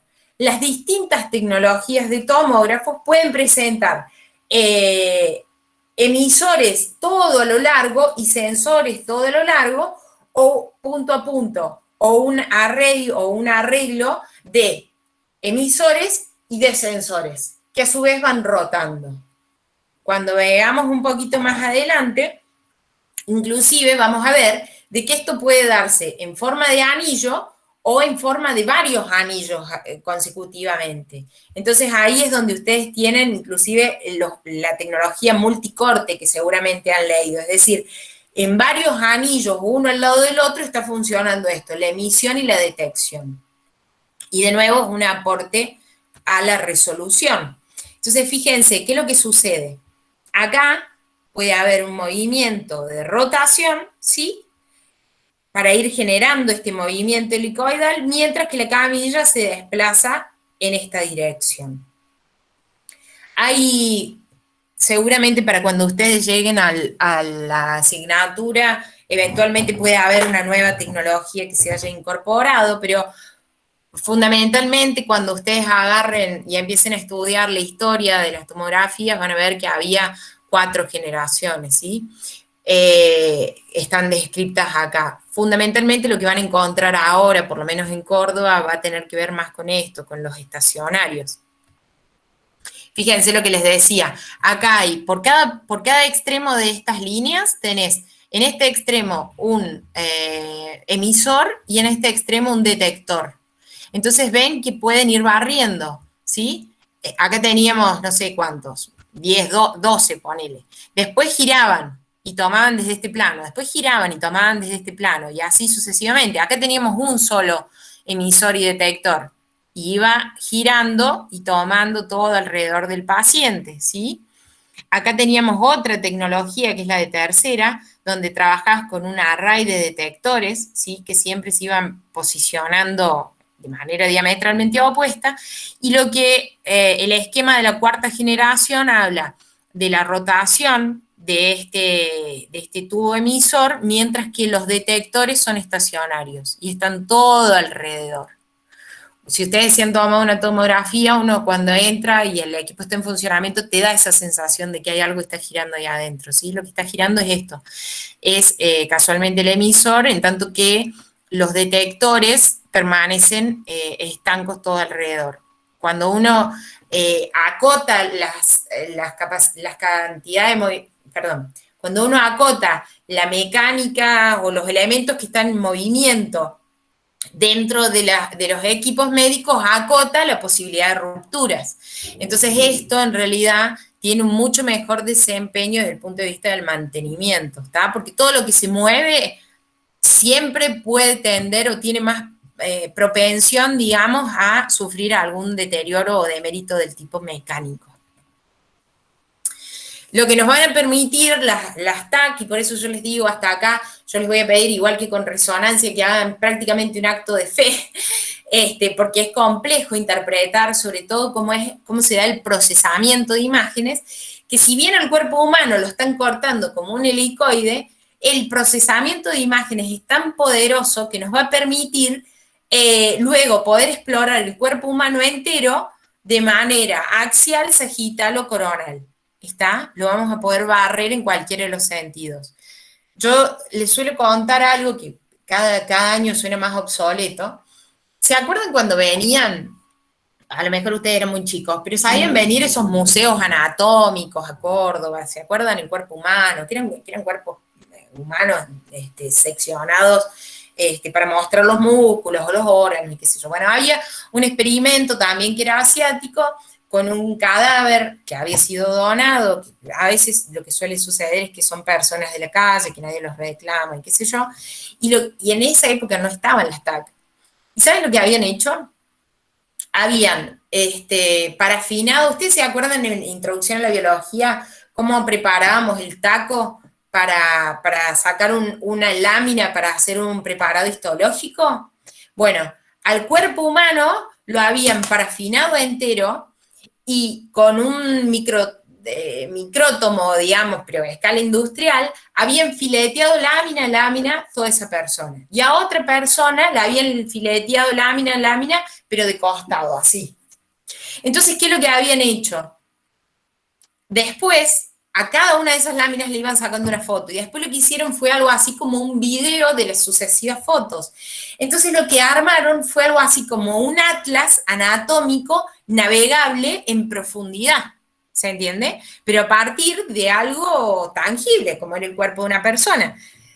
Eso, que tenía tenía un aporte anatómico interesante, digamos, desde el punto de vista de poder interpretar cómo se solapan los órganos, cuáles son las vinculaciones, los apoyos, o sea, entender, digamos, cómo se configuran todos los órganos en su conjunto dentro del cuerpo, es obsoleto entendiendo esta tecnología que nos permite en el propio cuerpo de cada persona poder navegarlo en cualquiera de los sentidos. Fíjense cómo vamos bajando desde la coronilla, ¿sí? Podemos ir navegando, empezamos a ver los dos hemisferios y demás. Acá empiezan a aparecer los senos, acá aparecen los primeros huesos, los huesos de la cara, los maxilares y demás. Podemos identificar paladar, ¿sí? Acá podemos identificar los pisos orbitales, etcétera, ¿sí? Los cartílagos, huesos de la nariz, ¿está? Y lo estamos navegando en este plano, ¿correcto? De nuevo, algunas referencias de dosis y demás. Y ahora vamos a pasar a otra técnica que también nos permite esa navegación en todos los sentidos, que es la resonancia magnética nuclear. Déjenme ver porque estoy casi segura que me faltan. Creo que esto está mezclado. Dame un segundo. Bueno, voy a hacer una cosa. Seguimos hablando de radiaciones ionizantes. Voy a saltarme RMN y vamos a volver enseguida, ¿está? Vamos a seguir hablando de ionizantes. Con esto de ionizantes, ¿sí? Lo que hablábamos era un poquito de medicina nuclear, que ya Dani un poco ya nos fue introduciendo en esto, que era meter un radiofármaco con un radioisótopo, un fármaco con un radioisótopo y termina conjugando un radiofármaco, que lo que permite es la emisión de una determinada radiación que es dosable. ¿Está? El poder de la medicina nuclear yace en su habilidad de proveer mediciones exquisitamente sensibles en un amplio rango de procesos biológicos en el cuerpo humano. Veamos algunos ejemplos, ¿sí? Nosotros podemos ver distintos tipos de instrumentaciones, donde en este caso no vamos a hablar de emisión, sino que van a ser más bien cámaras de detección, porque lo que nos va a permitir, este es el cuarto caliente, donde se preparan, digamos, estos radioisótopos que se introducen luego al cuerpo. Lo que nos va a permitir es ir censando estos trazadores que uno metió en el organismo a través de su recorrido. Vamos a ver algunos ejemplos. Hay instrumentaciones, qué sé yo, el SPEC, que es uno de los más complejos, tienen un volumen, digamos, monstruoso dentro de lo que son las instalaciones de DEPORI. Los PET, que también están en medicina nuclear, que también lo que hacen, detectan esos fotones gamma que fueron emitidos por el paciente, y fíjense que por acá vamos a empezar a asociar todo este tipo de aplicaciones con aplicaciones, en muchos casos, vinculadas a la oncología. Yo antes de esta mañana, recapitulando y demás, veíamos unos videos, creo que por acá está mencionado esto, la fluorodesoxiglucosa. Por ejemplo, hay muchas aplicaciones en oncología respecto de esto, porque los tejidos, los carcinomas o los tejidos, digamos, afectados con tumores, son más ávidos o son más captadores de glucosa, porque tienen una tasa metabólica más alta, entonces consumen más glucosa. Entonces, esta glucosa que está modificada, digamos, que se transforma en una radiosonda, ¿sí?, se coloca en el paciente y permite identificar cuáles son los tejidos donde se deposita con más avidez o más rapidez. Y de esa manera, identificar presuntos o posibles áreas tumorales, ¿sí?, o tumores en distintos órganos. ¿Está? Entonces, en este caso, hasta acá cuando nosotros veníamos hablando de los rayos y la tomo y demás, estábamos hablando de que el emisor estaba fuera del cuerpo. En este caso, el emisor va a estar dentro del cuerpo. Y seguimos hablando de radiación ionizante, ¿está? Acá está citado el tema del cateterismo. A lo mejor ustedes han oído a alguien que le hayan hecho un cateterismo. Un cateterismo es una intervención para tratar alguna patología en general de orden eléctrico en el corazón. Podrían ser otros tipos de cirugía. Edu, vos que tu viejo es cardiólogo, seguramente me puedas complementar. Y como esa sonda que tiene que llegar hasta el corazón, tiene que viajar a través de la red vascular dentro del cuerpo. Si alguien alguna vez pasó por un cateterismo, hay distintas vías de acceso. Una de las habituales es a través de la ilíaca en la pierna, bien sobre la ingle, pero pueden ser desde el cuello, desde las subclavias, no me acuerdo bien desde qué otros vasos entran. Y vos te mandás ciego, con una sonda. ¿Cómo sabés por dónde va y que no me dobló y se me fue por la arteria ovárica? No sé, por decir un ejemplo. Imagínense, para llegar y navegar, ¿cuánto? 70, 80 centímetros. ¿Cuánto mide el paciente? De acá hasta acá, desde la ingle hasta, no sé, el nodo sinoauricular del paciente, para hacer un estudio de electrofisiología, por ejemplo. Entonces, para poder identificar por dónde yo estoy navegando, yo lo que voy haciendo es radioscopía. Esta sonda es radioopaca. Entonces, cuando yo la voy metiendo, yo voy viendo la puntita de esta sonda por dónde va, y el que lo está comandando, el médico, el cardiólogo, está pudiendo dirigir esa sonda hasta el punto donde quiere, ¿está? Entonces esas son las cirugías guiadas por imagen, donde de nuevo, en este caso, si bien vos estás introduciendo algo en el cuerpo, eso que estás introduciendo en el cuerpo en este caso es pasivo, y sí es radioopaco a la emisión que vos estás haciendo a través de un equipo de radioscopía, digamos, externo, ¿no es cierto? Y ahora, y ahora sí cerramos el capítulo de lo que tenía que ver con lo ionizante y con las consideraciones que tenemos que tener, y nos vamos a meter en dos técnicas diagnósticas que no son ionizantes, por ende abren el espectro a un montón de otros pacientes desde el punto de vista de que son más conservativas, desde el punto de vista por ejemplo, de los riesgos asociados a radiación.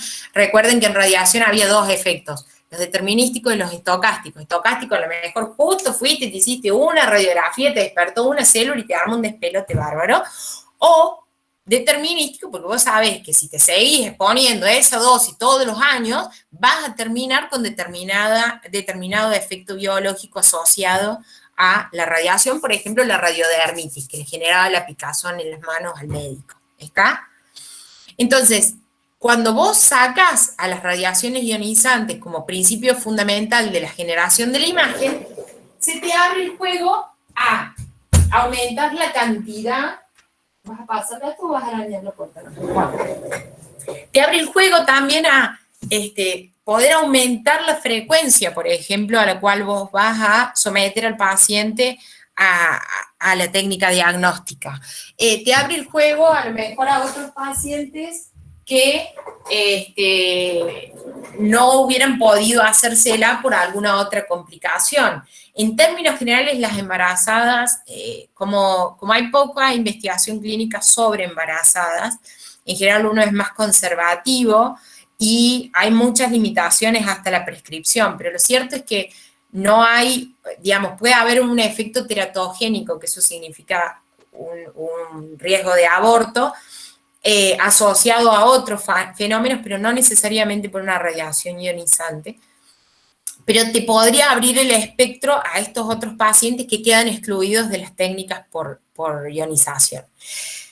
RMN, los alumnos que ya han cursado imágenes van a saber y van a coincidir conmigo que es un temón, que Miguel Malamud se va a sentar con una paciencia de chino y en 4, 5, 6 clases les va a hacer entender cuál es el principio de funcionamiento. Mi intención acá es dar un pequeño pantallazo.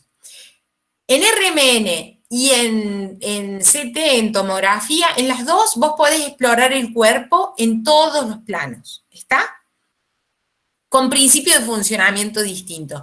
Y esencialmente con una mucho mejor definición de partes blandas, de tejidos blandos en las resonancias magnéticas, ¿está?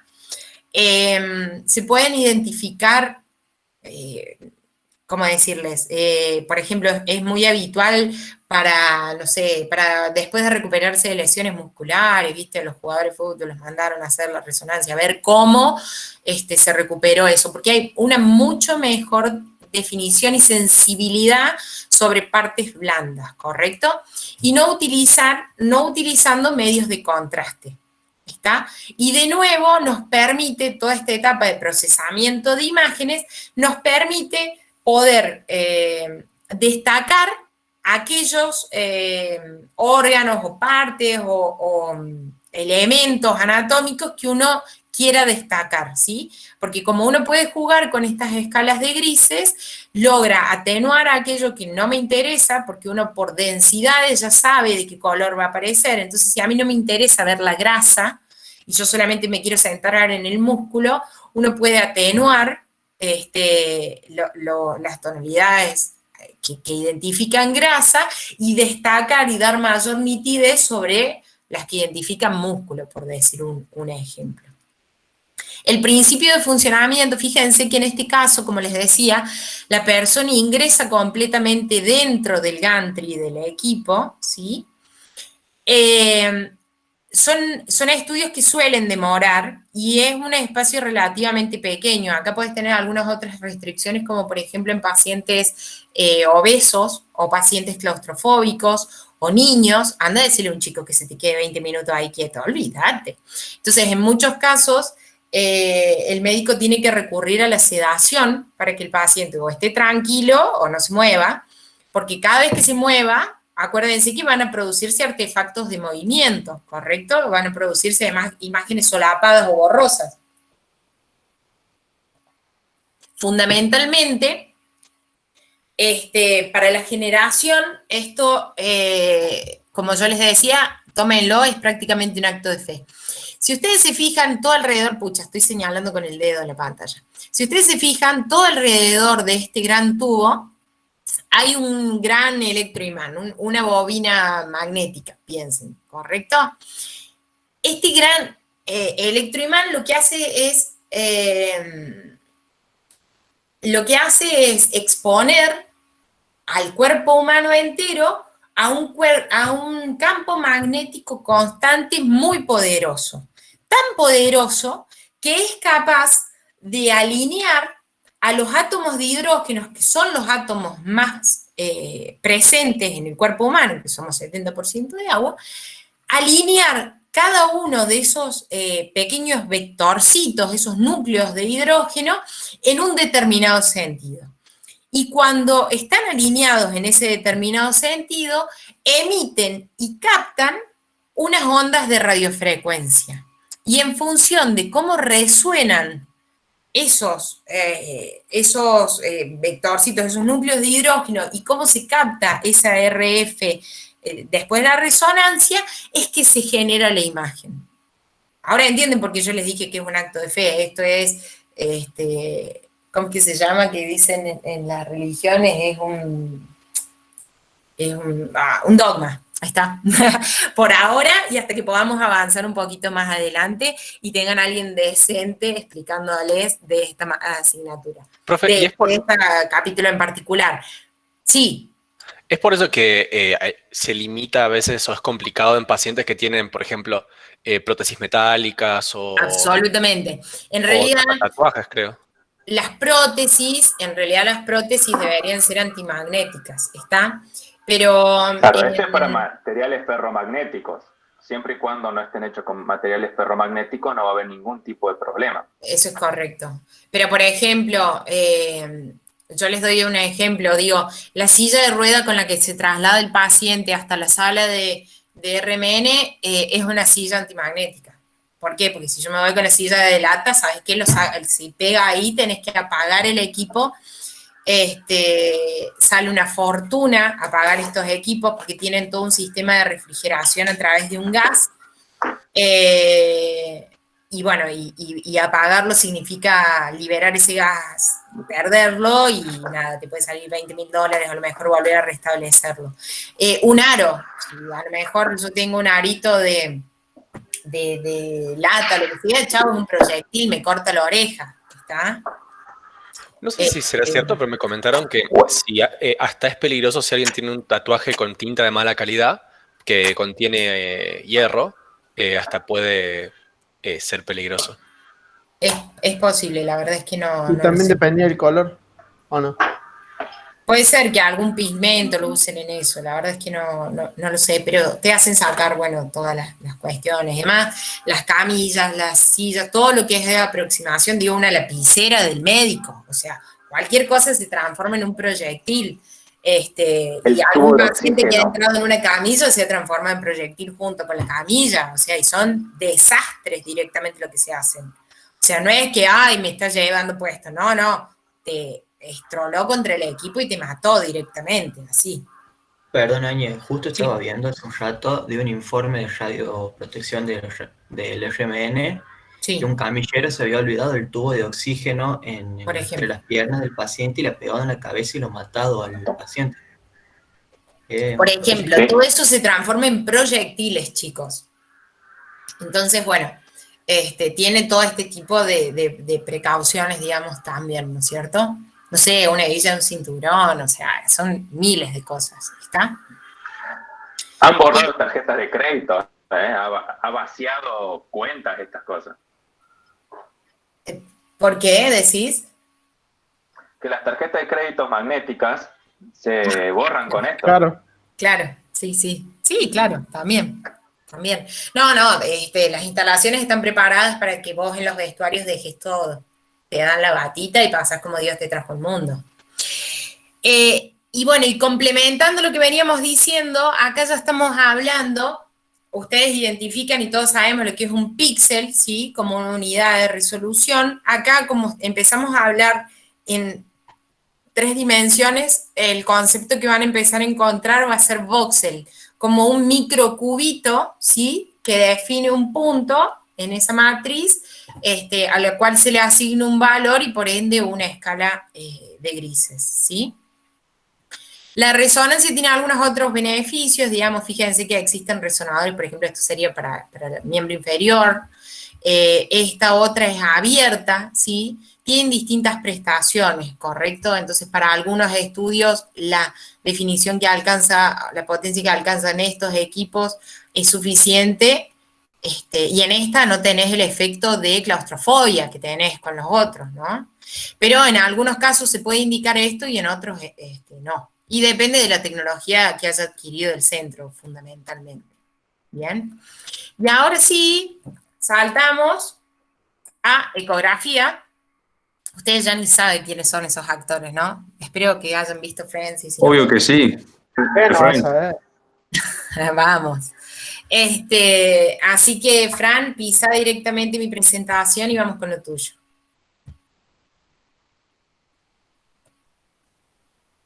Edu, vos anotaste quiénes son los que ya vieron Friends, ¿no? Obvio, yo sé quiénes son los que van a aprobar. El resto está desaprobado. Ahí se debería estar viendo. Ya se ve, Fran, cuando vos quieras. Bien, perfecto. La ecografía es una técnica de gran difusión, especialmente en cardiología, obstetricia y ciertas patologías abdominales. Quiero suponer que varios de aquí, o todos, alguna vez nos hemos hecho una ecografía, que vamos a casi un consultorio, nos ponen gel y vemos una cosa en la pantalla que no se entiende nada. Es una técnica inocua y comparado con la resonancia magnética tiene un poder de resolución mucho mayor, pero por todo lo que decíamos de que no hay que tener metales cerca, todos los metales que sean no tienen que ser ferromagnéticos, y tiene que tener toda una estructura la sala que acompaña al equipo, tanto como electricidad como en infraestructura. Por todos estos factores no se prevé que lo pueda sustituir a la ecografía a corto o a mediano plazo. La ecografía utiliza ondas sonoras de alta frecuencia, o sea, ultrasonido, para crear imágenes de órganos, tejidos y estructuras. La disminución de la longitud de onda o el aumento de la frecuencia de la onda disminuye notablemente su penetración, impidiendo obtener información de tejidos profundos. Para esto se pueden usar transductores internos, pero se pierde la principal ventaja de la ecografía, que es que no es invasivo. Están basados en ultrasonidos y la fuente de contraste es la densidad del tejido, que es muy parecido a lo que pasa en los rayos X, pero hay una diferencia esencial. No utiliza radiación electromagnética, por lo tanto es inocua. Al ser un ultrasonido, son energías mecánicas, necesitan un medio para propagarse, a diferencia de la electromagnética. La imagen no es proyectiva, solo se observa un solo plano de corte, que sería lo más superficial, lo que esté a pocos milímetros del transductor, y las imágenes son dinámicas a tiempo real. Esto le permite al especialista en diagnóstico poder ver bien y ver qué cuadro tomar para realizar las mediciones. Esto se representa en la imagen ecográfica, son las transiciones entre tejidos de diferente densidad. El ecógrafo tiene 3 partes principalmente. La unidad de procesamiento, que sería la que recoge la información que suministra la sonda, las transforma, las procesa y las muestra por el monitor. Aquí tenemos 2. Uno mucho más chiquito y transportable que otro, por ejemplo. El monitor es la pantalla en la cual se refleja la imagen que nos da la unidad de procesamiento, y tenemos una sonda que es el transductor. El transductor es cualquier dispositivo que convierte un tipo de energía en otro. Estos van a tener una materia exclusivamente que habla de transductores y sensores en cuarto. Y en este caso es una sonda exploratoria que aplicada sobre la superficie corporal emite un haz de ultrasonidos y capta los ecos del organismo al producirse los cambios de densidad entre los tejidos. Es decir, es un emisor y receptor de ultrasonidos. Todo esto se basa con el efecto piezoeléctrico. El efecto piezoeléctrico se produce cuando un material cristalino es estimulado por electricidad. El cristal se expande a lo largo de ese eje cuando es estimulado y si la polaridad de la señal se invierte, el cristal se contrae. Si la señal eléctrica oscila a una frecuencia alta, el cristal se expande y se contrae inversamente y produce los ultrasonidos. Los aparatos de ecografía utilizan este principio para generar la energía del el ultrasonido, digamos. Hay muchos transductores que se utilizan este efecto, así que es importante que lo vayan entendiendo para que cuando después el ingeniero Taora se los explique en transductores, los puedan entender mejor. Disculpa, Sí. ¿podrías explicar de nuevo el efecto piezoeléctrico? No me quedó tan claro. Es un cristal de que se expande cuando se lo estimula con electricidad. Esto puede ser aprovechado aquí porque al expandirse genera ondas que se van transmitiendo a través del gel a los tejidos. Esta es la forma que se lo aprovecha aquí. También puede ser un oscilador, por ejemplo, para un clock. Es de las distintas formas de aprovechar cómo se expande y se contrae en relación a la electricidad, a la señal eléctrica que uno le aplique. Es exactamente eso. El efecto piezoeléctrico es que vos podés afectar la microestructura de ese material, ¿sí? Y eso genera una perturbación mecánica. Entonces vos cambias, acuérdense que cuando hablan de transductores se refieren a algo que toma una forma de energía y la transforma en otra, ¿está? Entonces vos estás entrando con electricidad, en todo caso, ¿sí? Y estás generando una perturbación mecánica, ¿sí? Estás generando energía mecánica que vas a transferir a un cuerpo, por ejemplo. Bien, sí es eso. También se lo puede realizar de la forma inversa. Lo estimulas también mecánicamente y lo recoge la señal eléctrica que Exacto. Es bidimensional. ¿Se entiende mejor? Sí, ahora sí, gracias. Bien. ¿Hace falta un gran potencial, o no sé si es la intensidad lo que cuenta, para hacer vibrar al cristal? O sea, supongo que si es un efecto físico, con cualquier intensidad se debería vibrar un poco, pero para que sea notable lo suficiente para el instrumento. No, por ejemplo, hay unos nebulizadores que los nebulizadores a membrana tienen un cristal, que es el que genera la nebulización de la sustancia, ¿sí? Se transfiere esa nebulización, ese vibrar a una membrana, esa membrana al líquido que vos vas a nebulizar lo transforma en microgotas y lo transfiere, digamos. Son efectos distintos, digamos, pero te estoy dando ejemplos de distintos tipos de cristales que pueden generar ese efecto, ¿no? Sí. Sí, pero entonces con muy poquito voltaje se puede lograr. Sí. No sé si conocen lo que es Arduino. Arduino es un microcontrolador que tiene en toda la plaqueta un cristal. Creo que aquí lo puedo mostrar. Me avisan si se ve. Ay, mirá, lo tengo todo listo. A ver, sí. Esto, ahí adentro hay un cristal que resona a 16 kHz, que eso genera una frecuencia de clock para que opere el sistema. Así que con 5 volt, con 3,3 volt es suficiente para generar el efecto. Eso era una... Sí, tengan en cuenta también que los cristales piezoeléctricos son los que marcan los relojes. Sí. Entonces, fíjate que con una pila de 3 voltios o de 1,5 voltios podés mantener la hora quién sabe cuánto tiempo.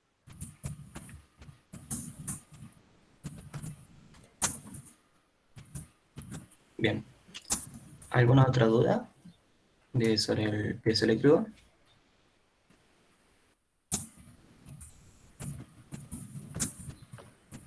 A ver, ahí en el chat. Bueno.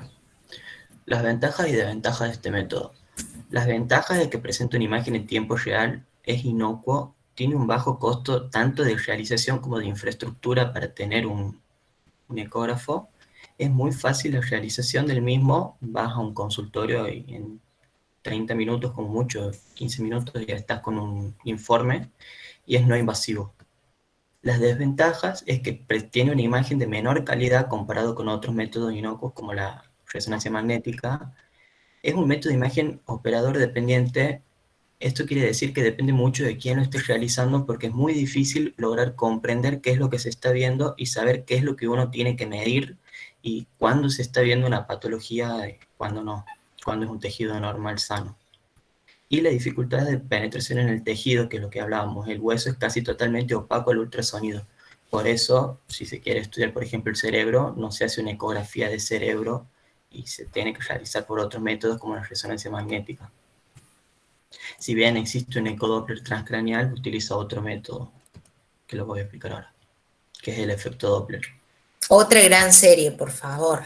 Sí.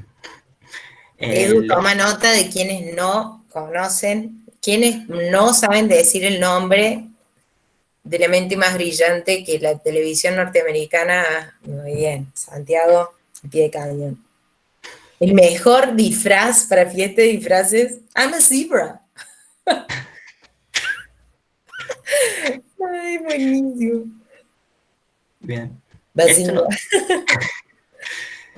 Esto no sé si lo han visto en Física 2, pero sé que va en el coloquio, no sé si lo dan los profes. El efecto Doppler se produce cuando existe una fuente sonora con movimiento relativo con observadores. Aquí tenemos dos observadores, uno aquí y otro aquí, y la fuente sonora que sería la ambulancia. A medida que la ambulancia se aleja de este observador, no sé si están viendo el puntero. Sí, se ve. Bien. Los frentes de onda también se van haciendo más anchos y esto se produce una baja frecuencia en el sonido, lo que se lo puede escuchar como más grave. Mientras la fuente sonora se acerca al otro observador, los frentes de onda son más pequeños, que sería una alta frecuencia de sonido, por lo que se lo escucha agudo.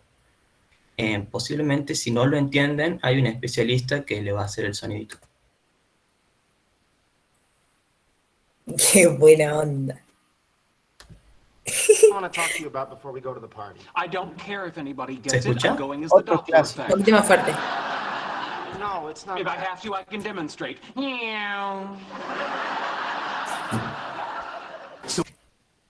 lo puedo subir el volumen, eso era lo máximo. Excelente. Poner de nuevo, vale.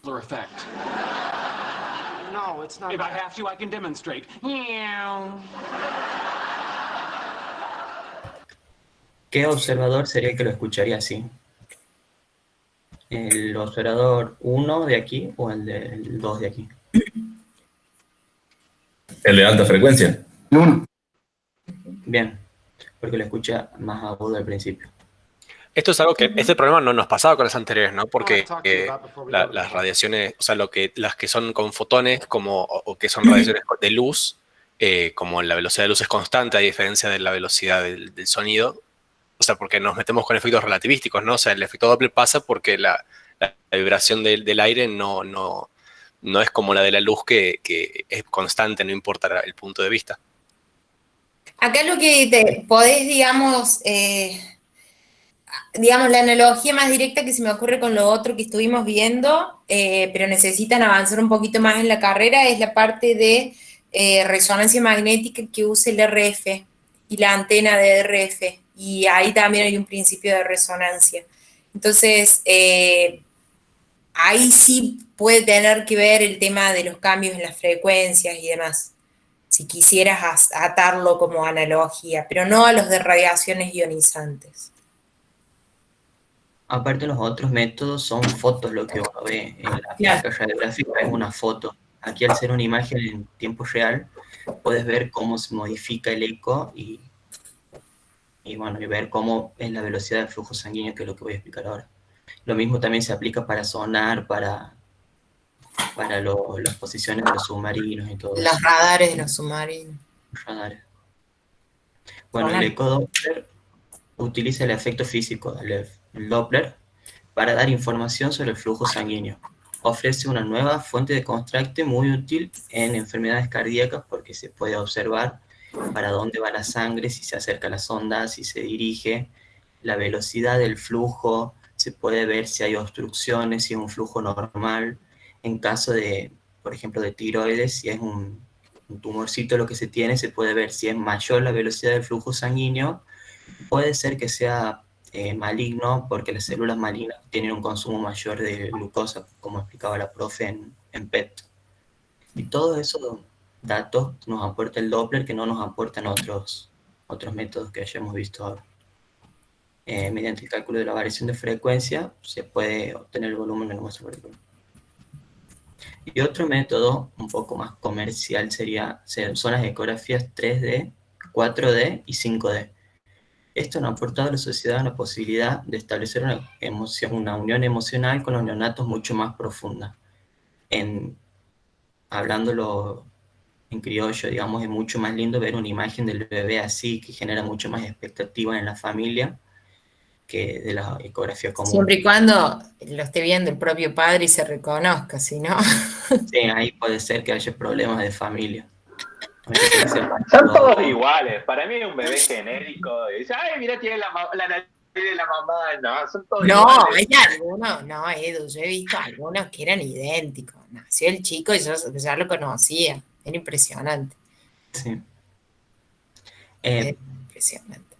La ecografía 3D permite ver el aspecto en fotografía 3D, sería una imagen. En 4D lo permite en movimiento, y el 5D también en movimiento, pero con una calidad muy superior al resto.